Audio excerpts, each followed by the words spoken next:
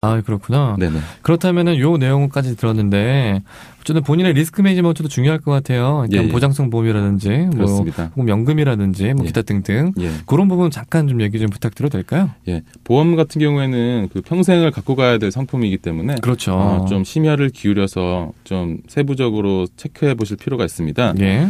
먼저 보험을 말씀드린다면 예. 질병상해 보장보험은 부양가족의 유무에 상관없으므로 예. 젊어서 가입이 제약이 없을 경우에 예. 저렴한 비용으로 가입해 두시는 것이 좋습니다. 이게 무슨 말씀이냐면 예. 나이가 들어서 정말 필요하다고 느끼셨을 때 가입을 못 하시는 경우 굉장히 많습니다. 그렇죠. 많이 있죠. 예, 본인이 모르는 경우 모르게 점점점 고혈압이 되는 경우도 있고요. 그런 경우가 많기 때문에 그런 고혈압은 그 보험 가입하시기 굉장히 까다롭습니다. 그렇기 때문에 건강하실 때, 젊으실 때 저렴한 비용으로 가입하시는 게 좋고요. 예. 또한 결혼 후에 맞벌이가 지속될 예정으로 이제 생각을 하고 있습니다. 두 분 다. 예. 그렇기 때문에 소득을 유지해야 하므로 두 분 다 그 보험의 가입 대상으로 생각하셔야 되고요. 특히 뭐 세부적으로 말씀드리자면 생명보험 상품은 수술비가 들어간 종신보험으로 세팅을 해 주시고요. 예. 손해보험은 의료실비 주축으로 짜임새 있게 서로 겹치는 부분 없이 가입해 주시면 되겠습니다. 그렇구나. 네.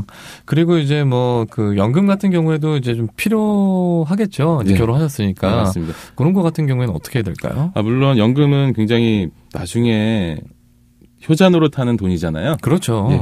근데 지금 뭐 결혼 준비하느라고 자금이 많이 드시기 때문에 많은 부분을 할애하실 수는 없을 것 같습니다. 예. 그래서 적격 연금 같은 경우를 추천해 드리는데요. 적격연금이란 건 어떤 건가요? 그러니까 연말에 연말 소득공제를 받을 수 있는 상품을 말씀드릴 수가 있습니다.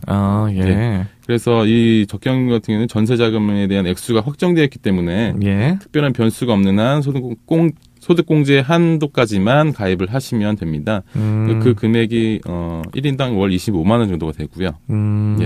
그래서 너무 많은 금액을 결혼 앞에 부담스러울 수 있으니까 예. 적은 금액으로 시작을 하는데 의의를 두시고 하시는 게 좋을 것 같습니다. 시작하는데 우선 의의를 두고. 네. 왜냐하면 연금에 대해서 저희가 얼마 전에도 방송을 했거든요. 근데 네. 연금에 얘기 물어봤더니 먼저 시작하는 게 복리 때문에 굉장히 중요하다는 말씀하시더라고요. 예.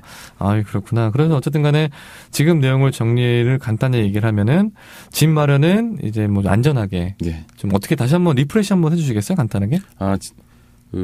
집 마련은 굉장히 중요한 부분이지 않습니까? 예. 보금자리를 마련하는 게 평생 살아가는 데 있어서 중요한 한 부분을 차지하는데 예. 그 부분은 등한시하면 안 되니까 예. 세밀하게 꼼꼼하게 챙겨야 되는 부분이 있고요. 예. 그래서 뭐 투자 상품이나 좀 변동성이 심한 것보다는 확정적으로 금리가 제공되는 그런 상품에 투자하시는 거 좋고요. 예. 보험 같은 경우에도 종신보험, 손해보험 하나씩 가입을 하시되 예. 서로 겹치는 부분 없이 짜임새 있게 하나의 상품처럼 두 상품은 하나의 상품처럼 가입하시는 게 보험료도 줄이시고 보장도 많이 받으시는 그런 길이라고 생각이 됩니다. 예. 그리고 연금 같은 경우에는? 연금 같은 경우에는 시작은 적격연금으로 하십니다. 예. 하시고요. 연말에 소득공제 받으시고요. 예. 그다음에 그 목적 자금이 어느 정도 활성화되시고 마련이 되시면 비과세 상품이나 예. 변액연금 쪽으로도 한번 생각해 보시는 것도 좋습니다. 그렇구나. 네. 근데 지금 적격연금과 이제 적격연금, 비적격연금이 두 가지가 있잖아요. 예. 근데 그 차이가 세금의 차이인데 네. 그 부분이 장단이 있죠, 사실. 그렇습니다. 그 세금에 대해서 먼저 환급을 받느냐, 예. 아니면 나중에 받느냐 그 차이가 있습니다. 예. 보통 비과세 상품 같은 경우에는 뭐 비적격 상품이라고 이렇게 말을 해서 10년 뒤에 본인이 내야 될 그 세금을 비과세를 받는 부분이 있고요. 예. 적격 상품은 매년 받는 부분이 있습니다. 그렇구나. 네. 그래서 그 부분들을 상담을 통해 가지고 이제 하는 게 가장 좋은 방법인 것 같네요. 그렇습니다. 그래서 전문가분이 가장 중요한 것 같아요. FC분을 만나는 게. 네네.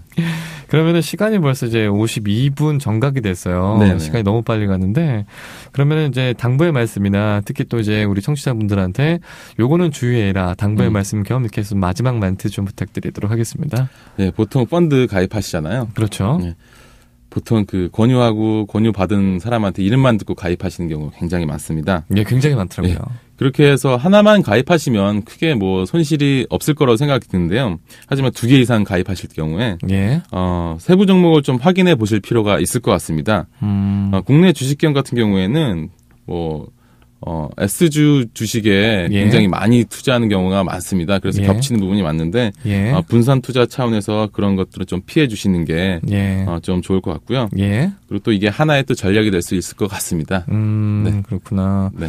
그리고 뭐 좀 힘드신다는데 기운 내라고 한 말씀 더 부탁드릴게요. 뭐. 네, 날씨가 좋은데 예. 일단은 푸르른 들판에서 뛰노시고 또 사랑도 하시고요. 아유, 좋네요. 사랑하라는 말이 전 제일 좋아요. 개인적으로. 그리고 돈도 많이 버시고 건강하시기 바랍니다. 아유, 감사합니다. 오늘 네. 깔끔하게 마무리해 주셨는데 다음에 더 좋은 기회 있으면 다시 좋은 이야기 좀 부탁드리도록 하겠습니다. 네, 감사합니다. 지금까지 김정무 대표님과 함께 이야기 나눠봤습니다. 김정무 대표님은 내 안에 보험이 있다 닷컴에서 대표로 활동해 주시고 골든브릿지에서 PB 활동 그리고 현재 우리아비바에서 재무설계와 자산관리를 해주시고 계십니다. 2009 부자되기 프로젝트는 다시 듣기가 가능하니까 많은 참여 부탁드리도록 하겠고요.